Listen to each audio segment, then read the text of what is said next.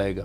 اب زیادہ لوگ سوالات کرتے ہیں جی نماز کے اندر خیالات بڑے آتے ہیں تو خشوع خضوع بہت کم ہوتا ہے، تو اس کی ایک وجہ یہ بھی ہوتی ہے کہ نماز کا ترجمہ نہیں آتا۔ میں آپ کو تھوڑا سا یہ بتاؤں، بڑی لذت آپ کو آئے گی اور بڑا لطف آئے گا اس بات کے اوپر۔ جی صرف ثنا کی، اب دیکھیں نا، سبحانک اللہم و بحمدک و تبارک اسمک و تعالی جدک ولا الہ غیرک، اس کا ترجمہ کیا ہے؟ اے اللہ تو پاک ہے، سبحان، و بحمدک، ساری تعریفیں تیرے لیے، و تبارک اسمک، تیرا نام بڑی برکت والا ہے، تیری ذات تو ہے نا، تیرا نام بڑی برکت والا ہے، و تعالی جدک، وہ ساری شانیں تیری بلند ہیں، تو بلندیوں والا ہے، ولا الہ غیرک، تیرے علاوہ کوئی معبود نہیں۔